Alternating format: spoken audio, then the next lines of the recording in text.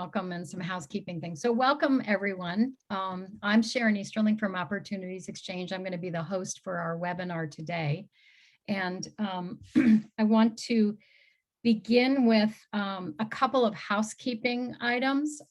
We are recording this session, and we're doing that so we can make it available to you after the fact and also share it with other folks who wanted to attend, but were not able to do so.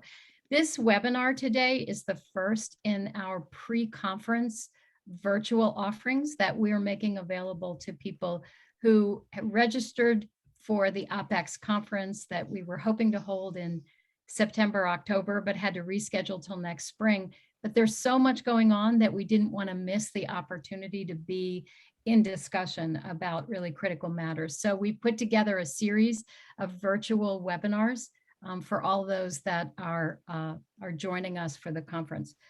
And then as we go through this, we have a number of folks who are helping us with the presentation.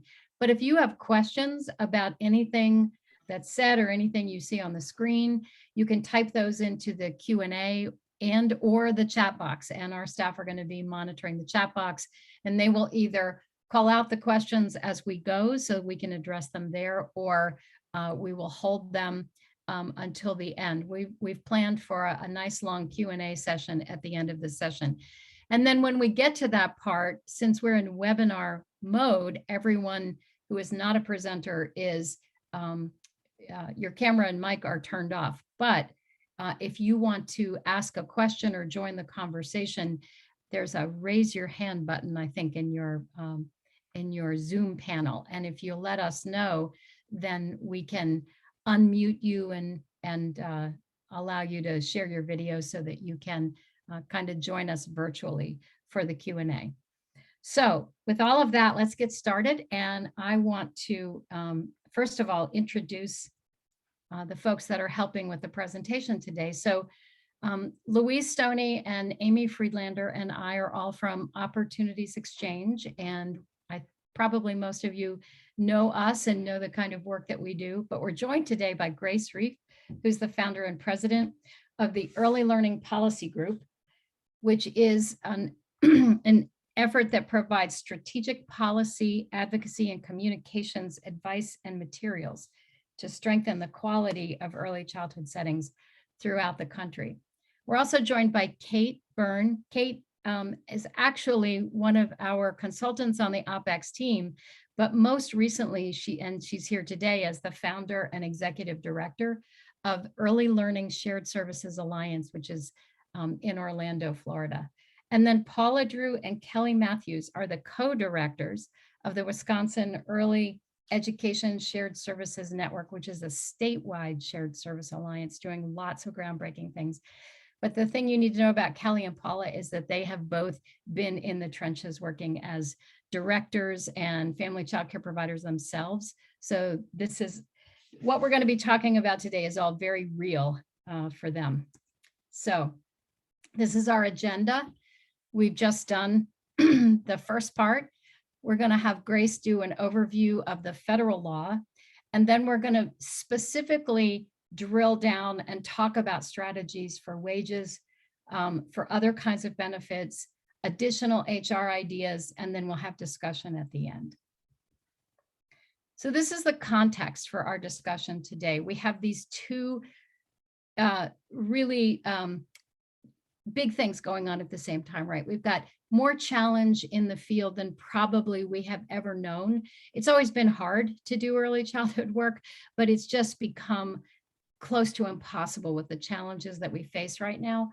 But we also have this really big infusion of financial resources and certainly the potential for transformative change in potential legislation. So the question we're going to consider for the next few minutes is how are alliances and networks, family child care networks and shared service alliances, how are we positioned to support the early childhood field in a way to use these ARPA stabilization grants and all of these resources really to maximize their impact and to facilitate the kind of transformative change that we know the field needs. So with that, I'm going to hand it off to Grace and have her talk a little bit about the federal legislation. Sure. Thanks, Sharon. Well, what can I tell you? Unprecedented in the past 18 months, maybe longer. You know, Congress has sent $53 billion to the field. That is unprecedented. There actually been 6 bills of COVID relief, but the major 3 that included childcare funding. One, the CARES Act, which began in which was enacted in March of 2020. That was $3.5 billion. That was kind of getting our toes wet, you know, so to say. Followed by, I will say, a $10 billion childcare supplement in December of 2020, which was pretty broad discretion for states. And then, of course, the American Rescue Plan in March was a tremendous amount of money, you know, $24 billion for stabilization and about $15 billion for what we call childcare discretion, broad uses. I think what's important is to focus in on what Sharon said, to maximize opportunity. And this is a lot of funding, and hopefully people aren't going to just accept their check and run and do things they've always been doing because that's the way they've always been doing it, but they actually take the opportunity to rethink how can they do it more efficiently, how can they do it more effectively. And I think, as you all know, it's harder to rethink than it is just to rely on what you've always done in the past. Sharon, if you can go to the next slide. Yep. So obviously the bottom line is, well, there's this ton of money that's out there. What can I do with it? Really, I think it's a matter of, as people rethink, how could we restructure within a community, for example, an alliance, or at the state level? How can we maximize this funding to the field to ensure that, yes, they plug gaps that are immediate, but also are thinking more longer term, you know, structurally, how can we shore up the market in a sustainable way? You know, I've heard a lot of people say, oh, it's one-time money. We have to be super careful because we don't want to provide, you know, false promises. You know, the reality of it is there are immediate needs, including providers who've racked up debt in the past year just to get by, even though there were generous grants that were made. There are many providers who weren't made whole, many providers who continue to be operating well below enrollment, which impacts their operating budget. And really encouraging, whether you're, you know, at the state level, whether you're within a community, whether you're running your own program, to really think, okay, I have this funding. How can I best use it? What was lacking in the past? What needs do I have? And when we go to the next slide, which you can do, Sharon, I'm going to talk about some specifics. So there's a lot of words on this slide, and when Sharon sends the slides, you can read it. But what I'm going to focus in on is, you know, just give you a couple of examples by states, because I think less than half the states have put out their plans now. But there are a couple of states that are really doing some interesting things, particularly in the area of workforce and personnel. So first, I want to talk about Georgia. Georgia just came out last week with their announcement, and I think it's very creative, a lot of food for thought.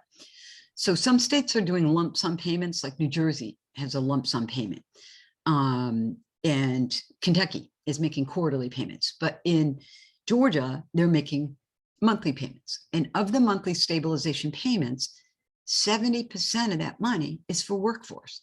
So it also can be used for some tuition relief. But I think if providers are really thinking, how in a tight market can I attract people to my program?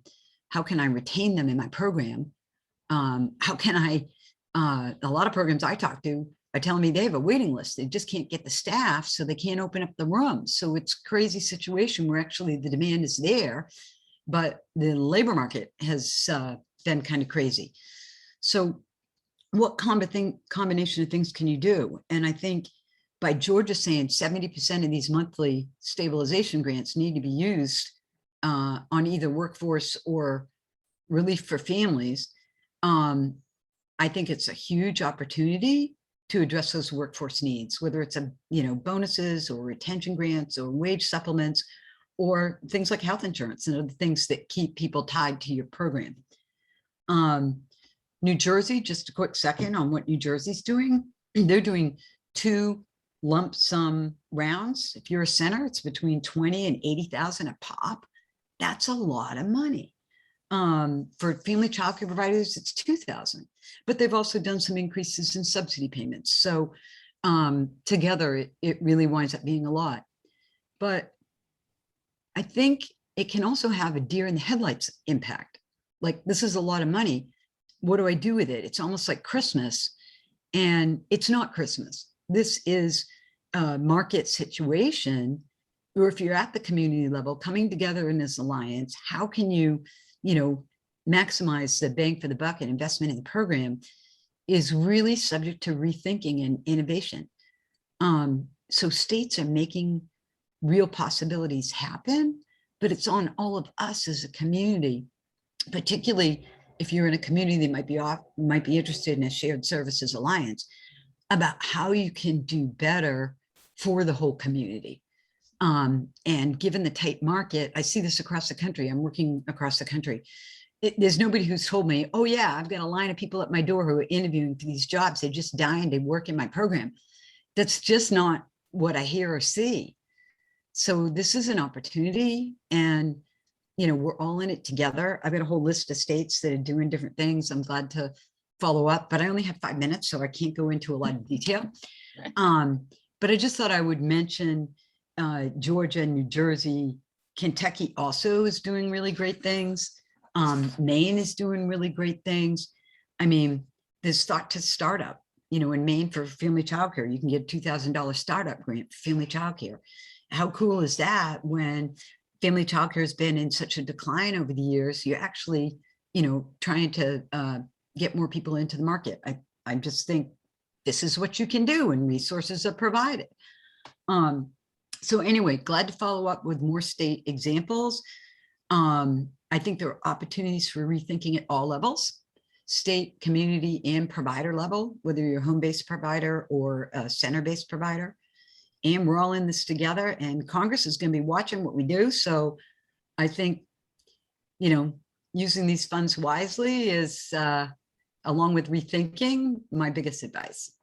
Yep. Grace, Thanks, great. there's a question from the chat asking, can states restrict how funds are spent to higher standards? In other words, can they require programs to be meeting higher standards? I think is what this person is asking. And Sandy, if I got that wrong, please correct me. What's clear about the stabilization money is that you can't restrict the receipt of stabilization money to only programs in a quality rating system. You can't do that. This is money that goes to the market. It's for market stabilization. But there's nothing to prevent a state, if they wanted to provide, more money for programs meeting certain requirements. There's nothing to prevent that. And we're seeing states increase, tiered reimbursement, for example. Kentucky has a great bonus where, hey, you get a 10% bonus if you're paying $10 an hour for your staff, but if you're paying 13, you can get a 20% bonus. So I think this is what I mean by rethinking. If you want to incent quality, you can go beyond the base. The base is, under the law, any eligible child care and development block grant provider is eligible for funding. But how that funding is structured, states can do incentives in a lot of different ways. Like the example I just gave you from Kentucky on the wage front. I think that's, a big incentive to increase the grant by 10 or 20%, depending on what you're willing to pay staff going forward. Right. Great. Right. And one more question too, Grace, from the audience is, do you know of any organization that is sort of looking across the board at how these dollars are spent? And I'm assuming states are going to be sitting on a bunch of data, but do you know of anybody who's really looking at this? Well, that's an interesting question to answer. So the Office of Child Care is definitely looking. They've set up a web page. The Hunt Institute is definitely tracking it to some extent. The Bipartisan Policy Center is tracking it to some extent. I'm trying to keep on top of it to some extent. But, you know, every day there's a new announcement from a state, and some states have made announcements, but not actually put anything on their webpage yet. So it's kind of a moving target. And I think there isn't one go-to source, but I would probably go first to HHS. If you don't see something on the Office of Child Care site, flip to either Bipartisan Policy Center or Hunt Institute, or as an advocacy community, if you hear, you know, your state's made an announcement, like last week, the Governor Murphy in New Jersey sent out a press release, and the information is not yet up on the website, but the press release is out there and it spells out how the funds are going to be used, and everything kicks off November 1st. As advocates, let's pool those releases together so that we can further flesh out a list. I think it's a hard thing to keep on top of because it appears, you know, every day there's a new announcement. I will say this one last thing. So in the American Rescue Plan law, with regard to the use of the stabilization money, there was a requirement in the law that said, hey, states, 9 months after enactment, you got to report the percentage of funds, meaning your stabilization money, that's been obligated. And so that is, you know, coming up in December.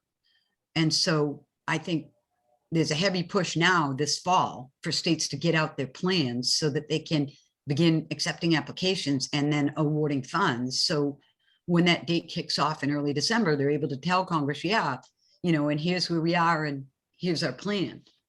So I think this fall will be an active period with states making those announcements. So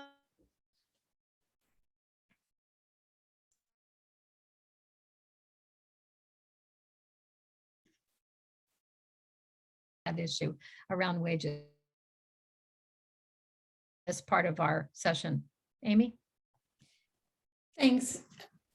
Well, I think we can probably, you know, just summarize really quickly. I want to make sure you all hear from all of the folks, but obviously, as Grace mentioned, this is a challenging time for providers to be accessing dollars that at a level of which they have never seen before. You know, to be good steward of those monies, as Grace said, you know, they really need to think differently. And in order to make good decisions, they really need to look at some financial data and look at some scenarios and think about what do they want to incentivize and what do they want to do differently. And for those of us who work intensively with providers, we know that getting hold of their financial data is always a really big challenge. So Sharon, if you want to go to the next slide, we can talk about, as Grace mentioned, you know, personnel costs are right front and center in terms of how stabilization grants can be spent. That's a category that all states, it's certainly in the federal guidance. I would be surprised if all states didn't mirror that in their information to their provider communities. We know that wages are totally different for family child care providers than they are for centers. And I think this is perhaps a huge teachable moment for the family child care community around the need to really be thoughtful and consistent in paying themselves a living wage. So I think that's the big takeaway for our family child care community. They can access, you know, wages in a way that has never been clearer. Our friend Tom Copeland has an awesome couple of paragraphs on his blog that lay out the nuts and bolts of how providers can pay themselves. But the big takeaway is that that offers them a huge amount of flexibility. They can use those dollars in any way that they see fit for themselves personally or for their businesses and not be at risk of non-compliance. The other piece I'd just like to mention in terms of family child care and really a learning opportunity is that we know that states are they all have slightly different reporting requirements that they're rolling out. They have different audit requirements, audit processes that they are planning to implement. But we know that all of the family child care providers need to be prepared to report on how they are spending their grant dollars.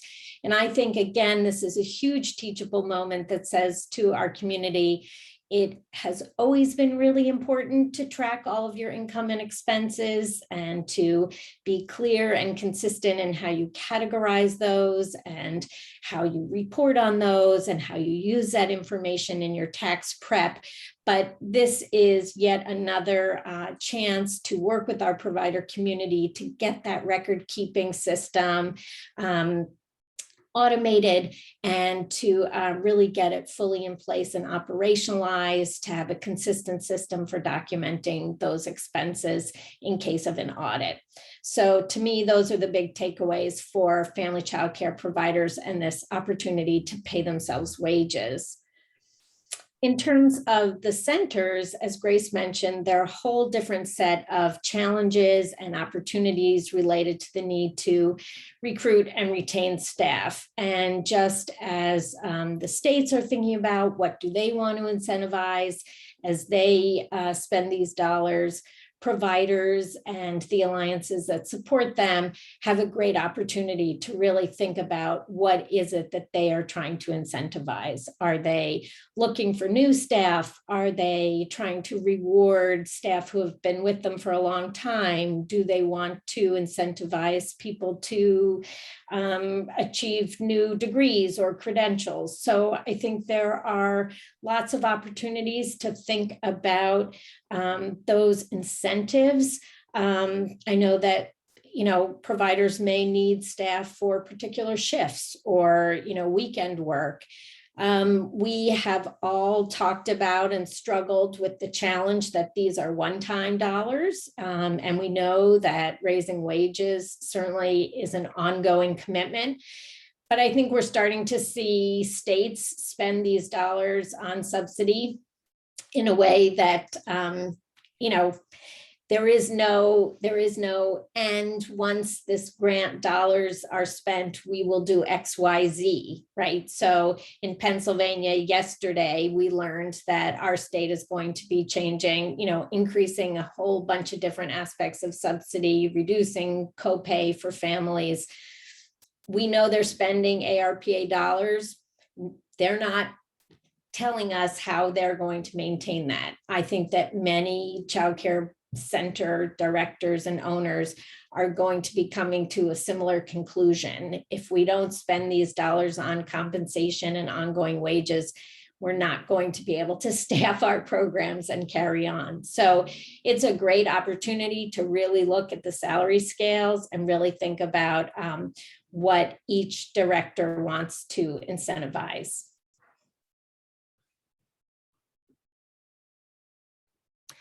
I think we're going to hand it off to Kate now, who's going to talk a little bit. Kate, you've actually been in the trenches doing some wage stuff with your the programs that you relate to. Do you want to talk a little bit about that? This slide is actually speaking to the issue of bonuses and whether folks pay a premium tax on that. So I'll just hand it off to you to talk about all of those things.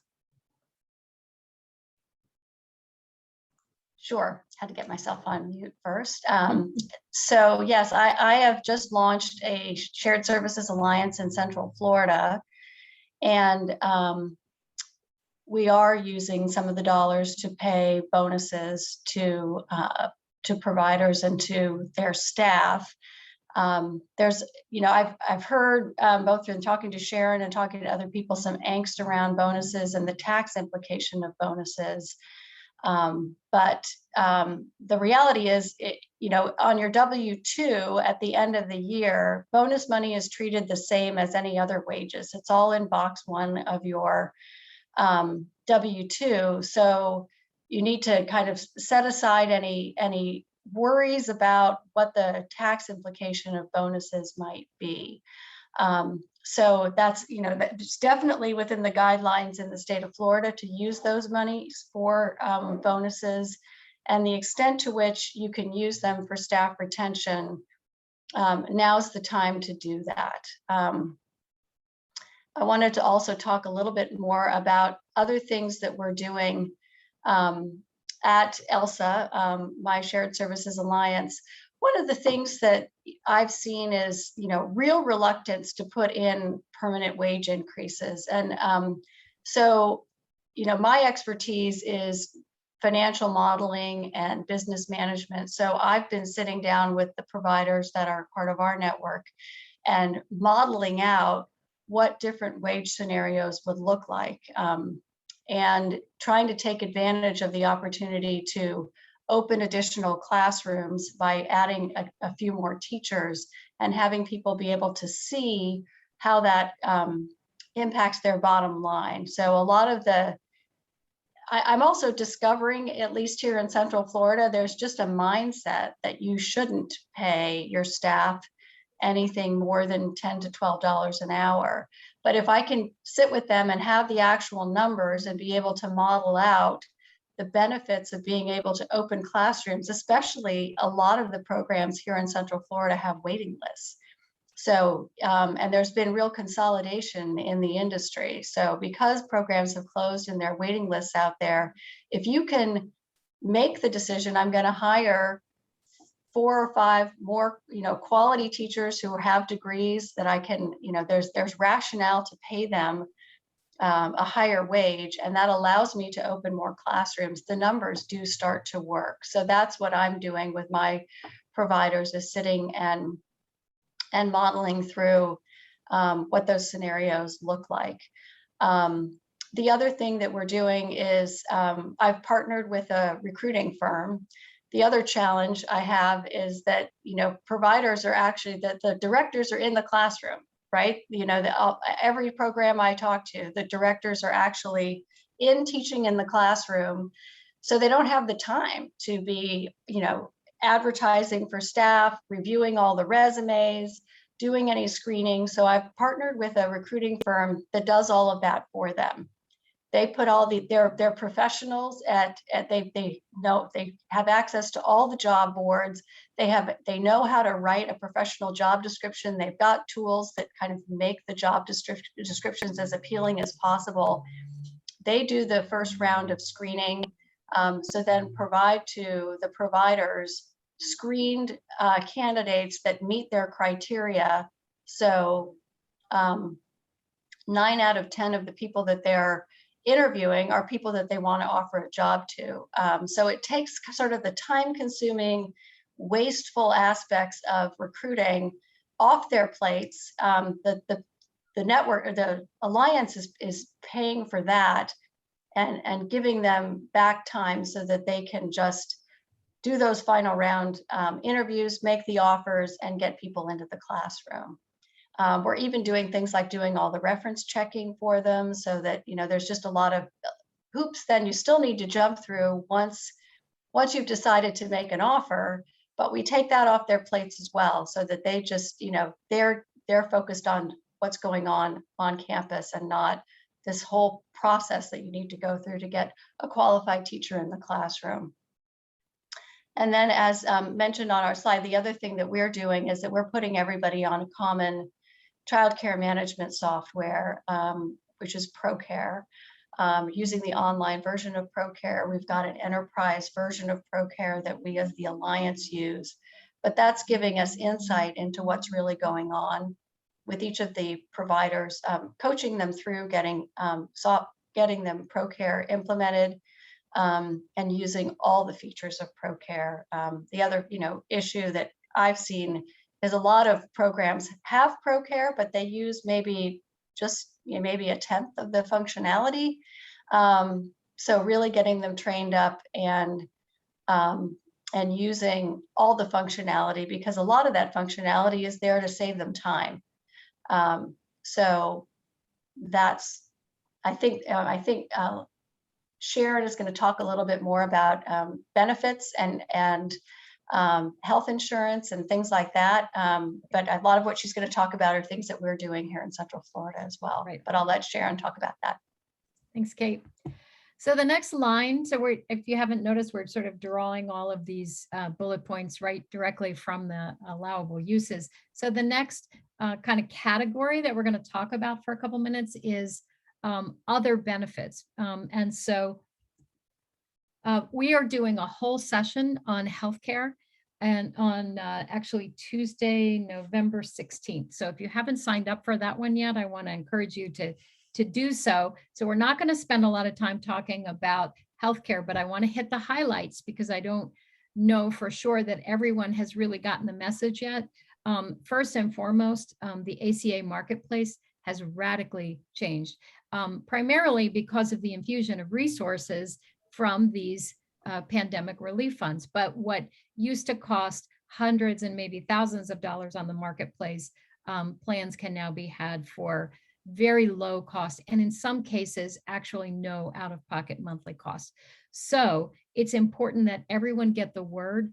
Everyone who's running a childcare program and family childcare providers, they need to go back and take a look at the marketplace if they haven't done so recently. So let's talk a little bit about kind of what the strategy can be for the provider, and then what is the role of the network. So along with the deep subsidies that help make these plans affordable, funds were also made available to hire or to ramp up healthcare navigator organizations. And so choosing a plan is pretty complicated. There are resources to help. They're called healthcare navigators. So as an alliance or a network, you can help your member sites find out where to access these resources so that employees, so that providers have the kind of help they need to sort through the program options, sign up for the benefits they're eligible for. One of the things that happened as a result of the pandemic was that we all got a lot more comfortable doing virtual meetings, right? And one kind of meeting that people got more comfortable doing were medical appointments, doing those via Zoom or some other virtual platform. So telehealth is another really good option that's available on the platform. And then finally, there are a variety of options that as an employer, you can make contributions, or as an individual, you can save money to help defray medical expenses. So the three common ones are a health savings account, a health reimbursement account, and a flexible spending account. Those are the acronyms you see across the top. The reason I put this chart up is because this is just kind of a reminder to us that it can be pretty complicated. If you're supporting a group of member sites or providers, you want to do some research, but then you want to go and find some expertise to help you. Just like Kate was talking about some of the recruitment support, some of the HR support. There are folks who understand all the complexities.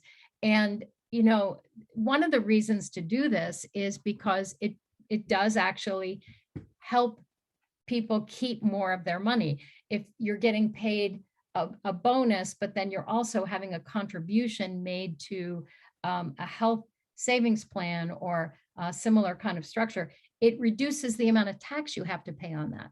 So it keeps more money in your pocket. So these are the kinds of strategies that maybe we've never engaged with before, but now we have to get really smart about how to manage these resources well. And alliances and networks are perfectly positioned to help your members tap into the expertise that can help them benefit from these kinds of resources. I want to say just a couple of words about retirement accounts, because a lot of people who work in the field either don't have a lot of money, or they're really young, or both.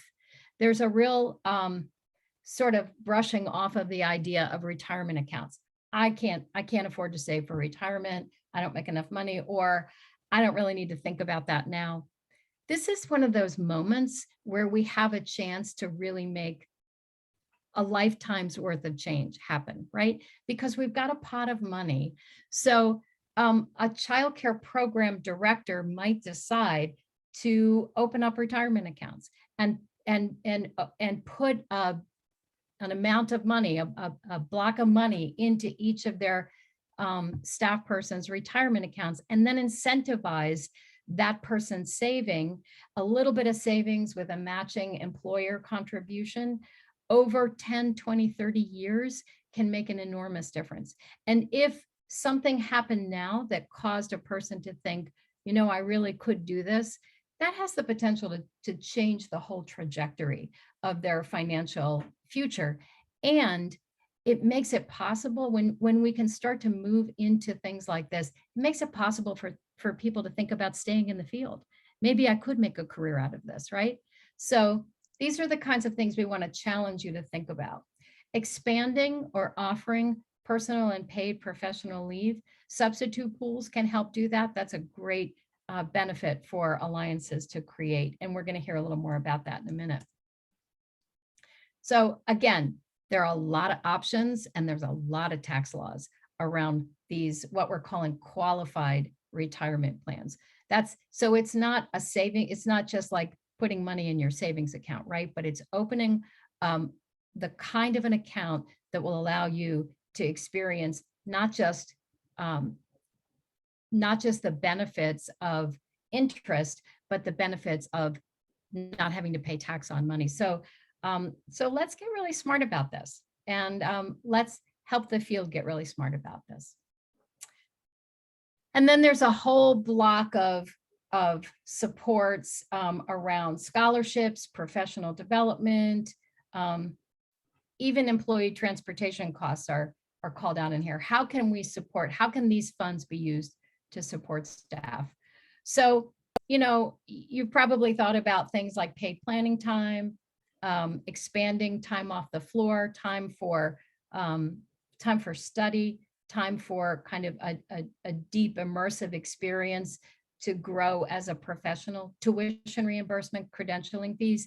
Here's what the Alliance can do. The Alliance can leverage their relationships on behalf of the member sites. So be thinking about those opportunities.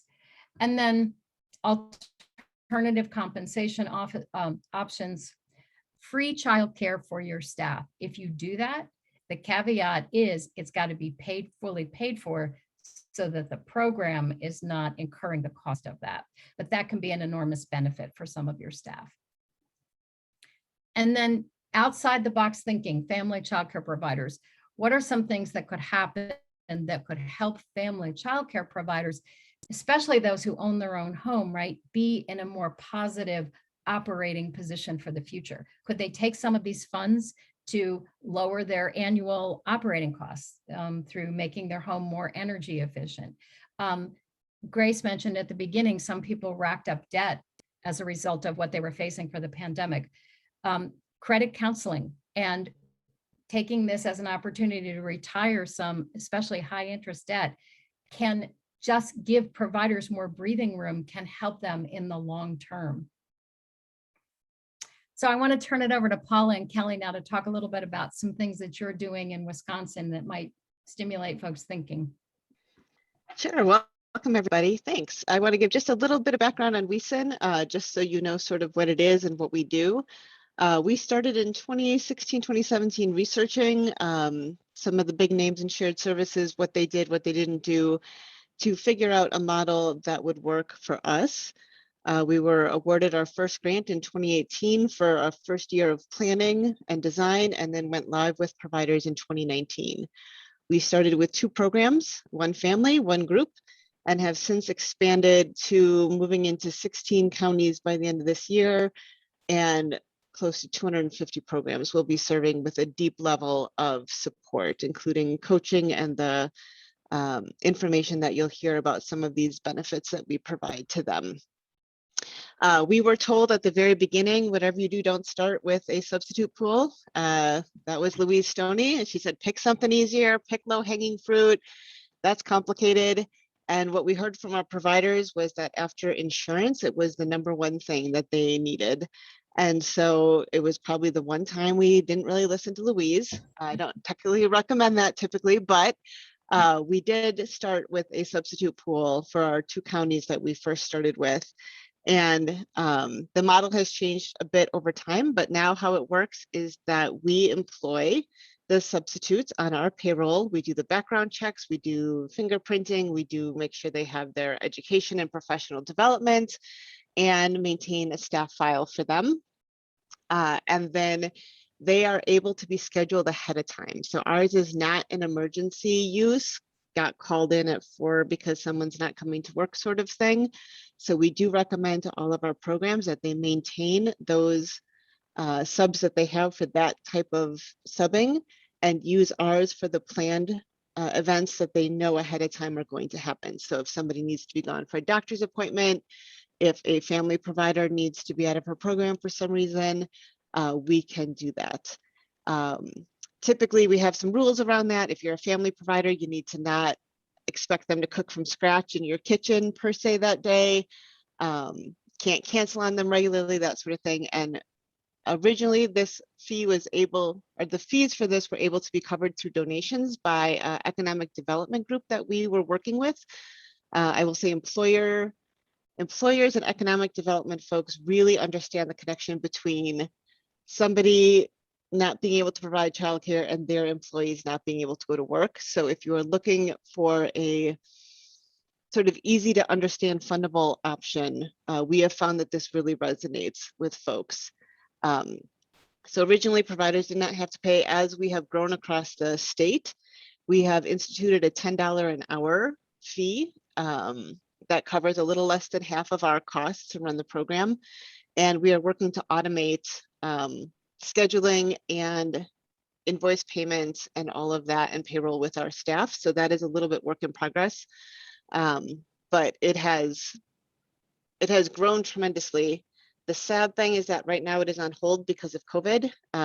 We've not been able to find a way to safely put our staff into childcare programs, and we even researched, like, can we get them the equivalent of like astronaut suits to get them back into programs, because we know this is so desperately needed. But we hope that COVID will calm down and we will be able to get that back up and running soon. And this is both for family and for group programs that we offer Relief Squad. Paula Drew, take it away. We'll just talk really quickly about our other type of shared staff, which is our back office supports. And just like it took us a while to figure out how to properly do the substitute pool, it has taken us actually 3 years to develop our back office supports, because we are heavily relying on technology. We use Alliance Core as our childcare management software. We've done a lot of work with them to create the back end of things so that it's responsive to Wisconsin providers. We've also worked to change the licensing commentary on how family childcare providers can now use software systems to comply with paperwork from the state. That was a rule change that we had to advocate for. And then finally, we were able to get to the point where this was a good software system. We knew it was going to work as efficiently as possible for providers. And then we were able to plug in with them. We created an API patch with QuickBooks, and now we're doing a few pilots with some big centers to do their billing and receiving, and eventually more reporting and bookkeeping. We've taken our time with all of these things, but because we've taken our time, we've put all of the building blocks in place, which is over time really saving childcare programs money, which I think is what we're talking about, is efficiencies of shared staffing. Kelly and I are always willing to share our story and our learnings with other programs getting up off the ground, because a lot of other programs did that for us when we were getting started as well. Is that enough, Sharon? Yeah. I was just wondering, so we actually are going to go to Q&A, but I want to kick it off with the first question, which is, can you think of some ways that having that the providers in Wisconsin who are connected to your project do they have an advantage when they start to think about how they're going to use stabilization grants because of particular services that you're providing? How would you talk to them about that, or what do you envision would be the advantage for them? Yeah, there's a few things. Normally, in previous rounds of stabilization type of funding that's come to providers, we've created a tracking spreadsheet that they will use to keep track of everything, so they know it has all the rules right on there. It's an Excel spreadsheet with formulas. This round, the state is actually working with us to create that tracker that's going to be made available to all programs. We have been in communication with the state around what things we would like to see them use as sort of parameters for how the payments are coming out. They came to us because they know we're on the ground with providers, and we sort of know what did work previously and what didn't. For providers in WESN, they have benefits that they already get through us. So they start there and then think about more long-term strategic planning. And that's where our coaches really come in. A lot of times we'll be working with board of directors, all the admin teams to say, really, I think the biggest thing is challenging them to think big picture, not just the next 3 months. And we've done that throughout the pandemic. Like, yes, you are having a challenge right now that is going to require a response, but you can't think about it for the next 3 months. You need to think about it for the next 18 months. And we started doing that from the beginning. And I do think that transformed the way people were able to make strategic financial decisions. We've heard that time and time again from programs. Of course, our shared staffing, the childcare management software system, mainly our coaches, I think, are going to be the most impactful thing as folks are making their own decisions about this. And Kelly and I were texting and saying, we need to do a presentation like this for all of our programs so they understand those tax brackets, the different types of benefits, and we can pull in some people that we vet, bring them to the table so they can be available across the network. Right. Thanks. So this is our Q&A time. So what other questions do folks have? It looks like maybe we have one in the chat box. Ooh, I can talk about substitute pool and background checks. Yep. So we can actually assign our relief squad if the program is using ELV Alliance Corps as a staff person in their program. So their electronic record would be available, whatever site they are working at for that. And they also do carry a paper file just for backup and for the programs that might not be on ELV. But we were able to actually get a special sort of access to our background check portal because we are an entity that is responsible for placing adults into childcare programs. So similar to like tech colleges or community colleges that might have student teachers needing to go in and needing to be background checked, we were able to get our own account. So I actually can run background checks for all of our relief squad and all of our staff, since we are in programs when COVID's not happening and around children. Just to add to that, to the person from Maryland. So I do a lot of work in Virginia. And frankly, it took a pandemic for the state agency to understand why portability was really necessary. And so even though we tried for several years to change the law, because in Virginia, each background screening was unique to each provider and everybody had to have paper. And so we actually had a situation in trying to set up a substitute pool. Somebody's got to stand in front of a live scan machine and pay $50 for each one. And if they did 10, that's $500 that's wasted. So every provider can have that piece of paper that says, yes, Sally Jones is screened and eligible to work in the program. But we were able, because of COVID, to change the narrative and explain it in a different way and pass legislation. And beginning, it should have been July, but it was deferred until January. But January 1, 2022, we'll have portability. So anybody that's interested in doing that, I'm glad to follow up, but you need to look at your state statute. And if it's unique to each provider, use the current situation to explain why subs are essential and this paperwork process shouldn't be a barrier. Right. I'd like to jump in for a minute and make a comment, and then that leads into a discussion question that I hope other people will react to. And that is, we keep hearing over and over again, these are one-time dollars. So the reality is every single appropriation is a one-time dollar.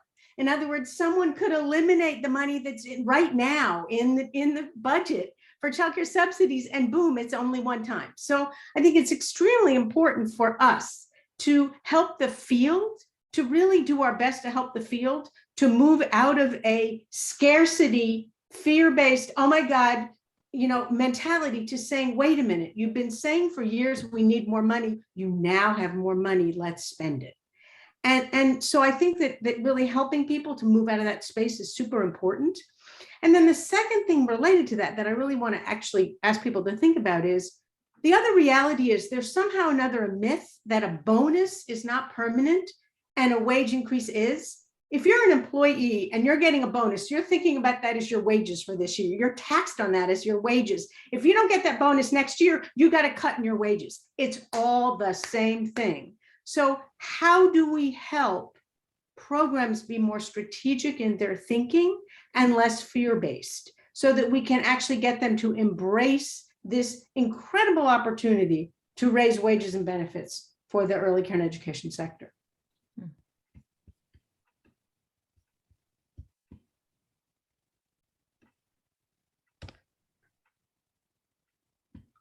Thoughts?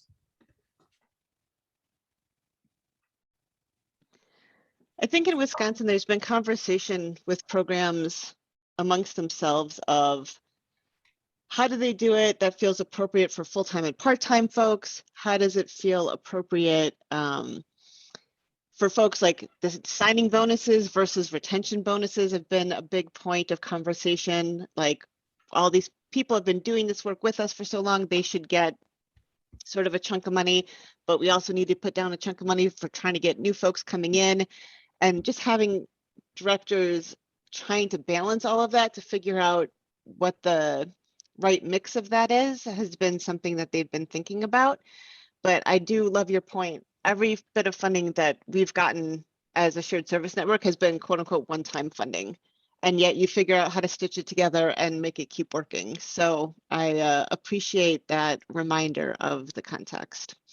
And I just wonder if there isn't like almost a support network, like we all need to just keep constantly, we need to change the narrative from a narrative of scarcity to a narrative of plenty. Right now we are in a world of plenty and we need to act like that. And we need to, because that's how businesses grow. That's how sectors stabilize. As long as we stay in a scarcity mentality, we are hurting ourselves. And so really, you know, I would just put out to all of you that if there are ways to help fuel that along and ways that we can talk to each other, let's go for it. And along with getting out of the scarcity mentality, this money, while it might be one time, it's not like one time and next month you won't have it. This money is available through, you know, depending on the pot of money, 2023, 2024. I mean, this is an extended period of time to use that funding. And who knows a year from now where we're going to be. I mean, maybe there's going to be the Build Back Better Act and we're going to be able to build on this foundation. Maybe other things are possible, but, you know, run with what you've got and know that, you know, these funds can be used for an extended period of time. This one-time thing is a barrier. I don't know if it's scarcity or what it is, but my thinking is get over it, use it, invest in the workforce, do the best you can now over a period of time and worry about 2 or 3 years down the road, when we're going to know more about what Congress is doing. I also want to underscore that our shared service alliances, some of our more established, larger shared services alliances that have been around for a while, they are telling us that they're raising wages by like $2 and $3 an hour. So they are boldly stepping forward and making big wage increases because they know they have to in order to secure the workforce. And they're basically saying, we know this is a risk, we're taking this risk, and we know that we're going to figure out how to put our, you know, we're going to take it step by step and keep building the budgets. But I also think that, oh, go ahead. I would say what's key in that, I think, is also gathering the data then about retention and turnover. And like, look, we raised it $3 and we didn't lose teachers. We actually able to keep a solid staff that was steady to show funders later, like this actually works. So keep putting money into this model. I also want to underscore what Paula just typed in the tech chat box, which is super important, which is, you know, a lot of it, if you're thinking about turnover and maintaining your current staff, maybe it's just as much about working hours, working conditions, paid time for planning, benefits. And, you know, all of those things are important to put in the mix. To be totally honest, as a self-employed individual, I can tell you that really investments in things like health insurance and retirement are much better usage of short-term money. You're not going to be taxed on them as you would on wages. and yet they're really important expenses. So I feel like, to the extent, part of it is understanding what you need to do as a business. For the benefit of your employees, it's probably better to make investments in retirement and health insurance, because long-term, that's going to really help strong turnover. But if you got to recruit staff, you need to put out a big number out there to get them in the door. So you may need to boost the way, there's not one size fits all, but more strategic thinking about how we spend this money, and a real understanding that this money, we're building a system, and we can't believe that the money is going to go away. We have to believe that the money is there and we're building. And I would just echo what Kelly said. I mean, first of all, you got to know your market. And if employers in your market are going up on hourly wages, far exceeding yours, like you're paying $10 and Starbucks is paying 15, then closing that gap so that people who want to work with kids can do so without, just following the money because they have their own families to support, and documenting it. Because at the end of this 2 or 3 year period, you're able to bring data to your state agency. It's going to put you, I think, in a stronger position. So I just want to echo, document what you're doing, follow the data, notice the trends, and then use it strategically. And actually, at the last few minutes of this, just to put a plug in for shared services, we actually believe that if you look more deeply at program budgets, if you work side by side with programs to help them figure out how they can afford to raise wages in the long term, you will find there is opportunity to raise wages. Again, there's once you begin to think about, how do I shrink admin? How do I actually maximize the benefit of a shared service? How do I build ongoing wage increases into my budget? It is possible. Part of the problem is that programs are reactive. They're not thinking strategically, and they're not maximizing the benefits of scale. So again, I would really encourage all of our folks that are engaged in shared services to use your leadership position strategically, and to work with the centers and the homes that you work with collaboratively on budgets, helping them to understand. This is a lot of what Kate was referring to earlier, when she's working with the centers. And we've been looking at budgets and working with centers. Honestly, there is an ability inside budgets to raise wages. It's a matter of thinking, how is it possible? Not, oh my God, I can't do this.